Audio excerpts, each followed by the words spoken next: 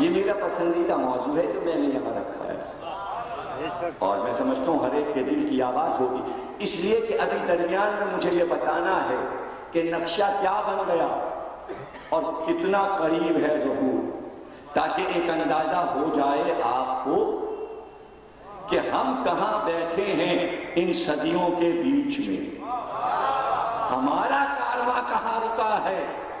ایک طرف 1400 برس پیچھے ہیں، ایک طرف تو آنے والا ہے، اور درمیان میں ہم ہیں، آدھا سفر ہم طے کر چکے۔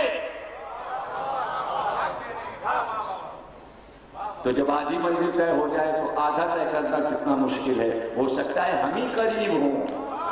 جملوں کی عظمت تو سمجھو، ہو سکتا ہے کہ یہ سب اس لشکر کے سپاہی اور دعا یہی کرنا چاہیے، اور اگر مر بھی گئے تو حدیث یہ بھی ہے کہ جو یہ خواہش لے کے مرے گا کہ کاش ہم امام زمانہ کے لشکر میں ہوتے، تو اس کے سرہانے آ کے پکاریں گے، اٹھ میں آ گیا، آجا سپاہی بن کے چل۔ ان کی آواز پہ مردے اٹھ جائیں گے اور ان کے لشکر میں شریک ہو جائیں گے۔ تو اللہ ہمیں اتنا خوش قسمت بنا دے کہ امام مہدی کے لشکر کے ہم سپاہی بنے، سپاہی نہ صحیح خادم بنے، ہم ان کے گھوڑے کی خدمت کریں۔ جو لوگ ذوالجناح کی خدمت کرتے ہیں شاید وہ اپنی عادت ڈالیں کہ کم از کم جب وہ گھوڑے سے اتریں گے تو لجام ہی پڑ لیں گے۔ ارے چھوٹی سی بھی کوئی خدمت مل گئی اگر، حالانکہ اس لاکھوں کے لشکر میں ہم وہاں تک پہنچیں گے کیسے؟ آپ کیا لشکر سمجھ رہے ہیں عوام کا لشکر ہوگا؟ ارے وی آئی پیز ہوں گے ان کے لشکر میں، چھوٹا موٹے کا لشکر نہیں ہے۔ اصحاب کہف اس میں، سلمان اس میں، ابو ذر اس میں، مقداد اس میں، عمار اس میں، مالک اشتر اس میں، قنبر اس میں، حبیب اس میں، سہیر اس میں۔ ارے وہاں کہاں ہم کیسے پہنچیں گے؟ دعا کے علاوہ اور کیا ہے؟ دعا کے علاوہ اور کیا ہے کہ مولا بس ایک واسطہ وسیلہ رہ جائے گا۔ اگر پکار کے کہہ دیا مولا ہم آپ کے جد کے ماتمدار ہیں، تو ہو سکتا ہے وی آئی پیز کو ہٹا کے کہیں ہٹو، ایک ہی تو یہ وعد ہے، صلوات پڑھیے۔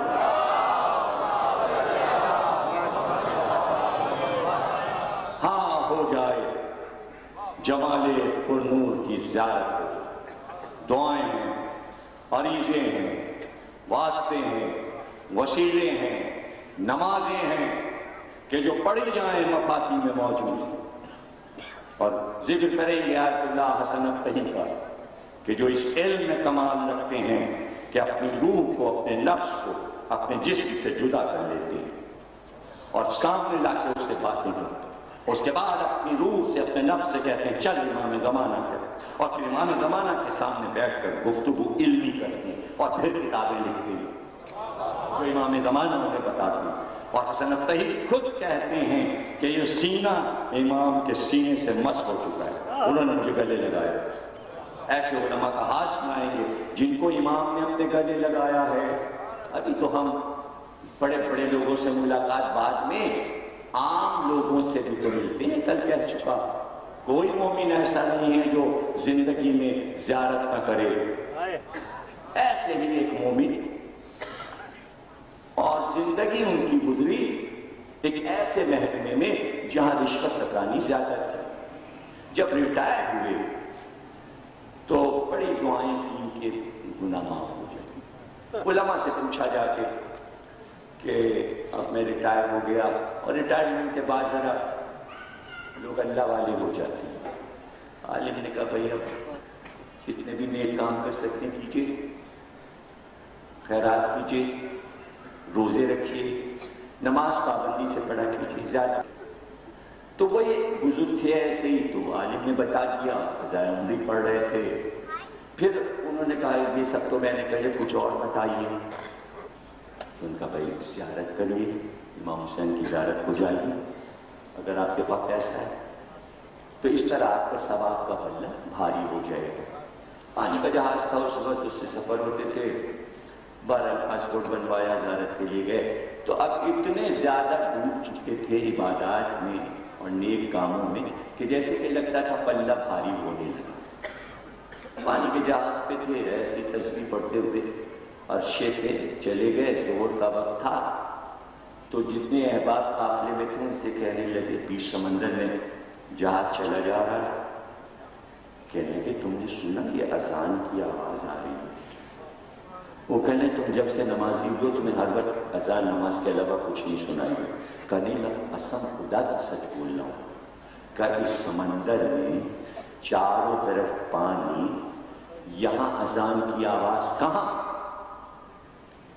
کہ میں قسم کھا کے کہتا ہوں اذان کی آواز آ رہی ہے۔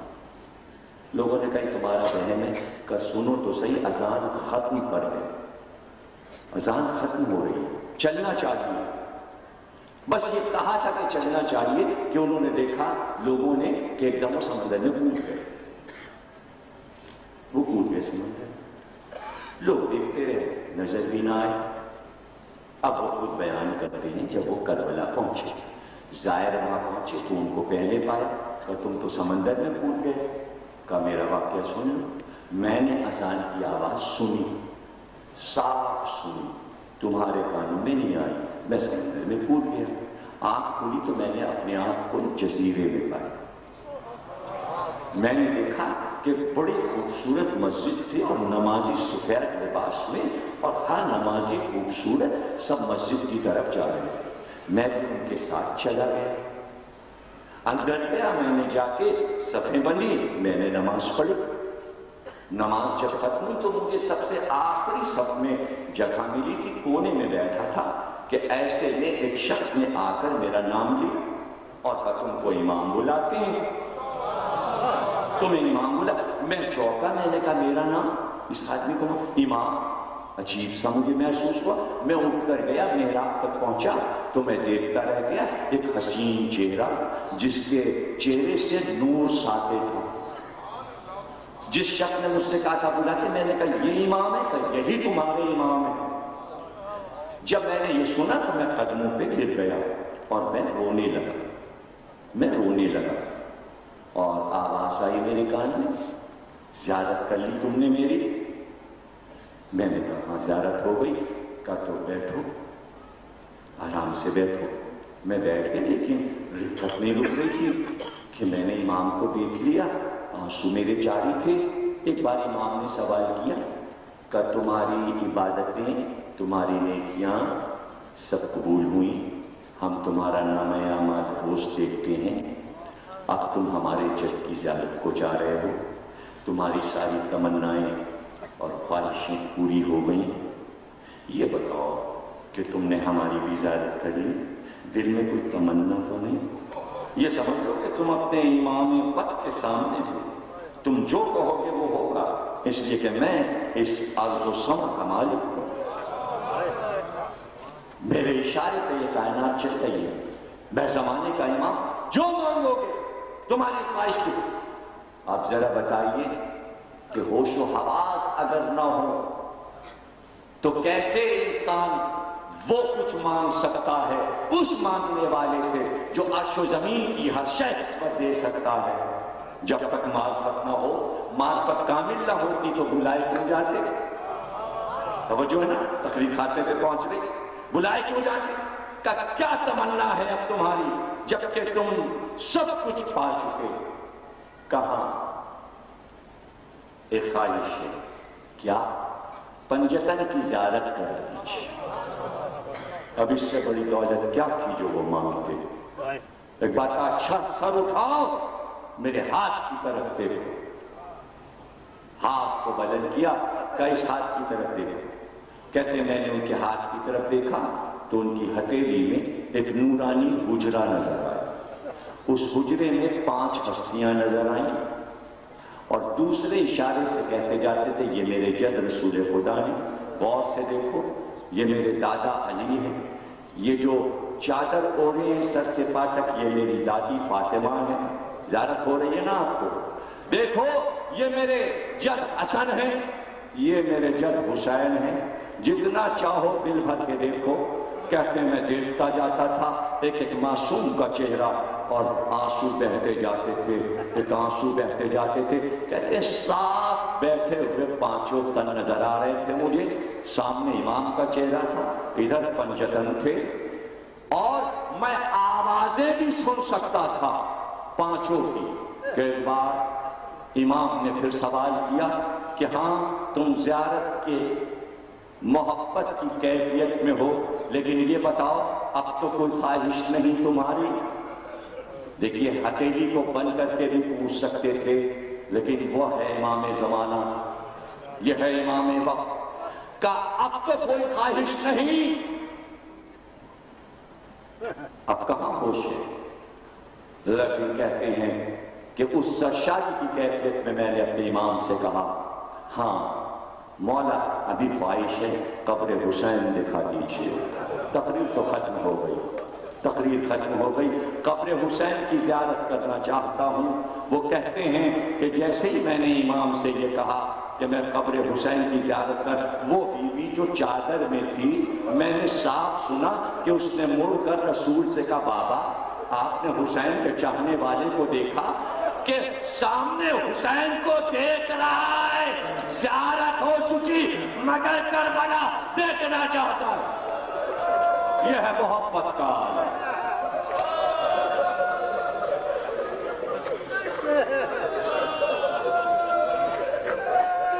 کہتے ہیں کہ امام نے مجھ سے کہا آنکھوں کو بند کرو. میں نے آنکھوں کو بند کیا. آواز آئی میرے کان میں آنکھیں کھول دو. میں نے آنکھ کھولی تو ذریعہ حسین سامنے. میں مولا کی ذری سے لپٹ گیا.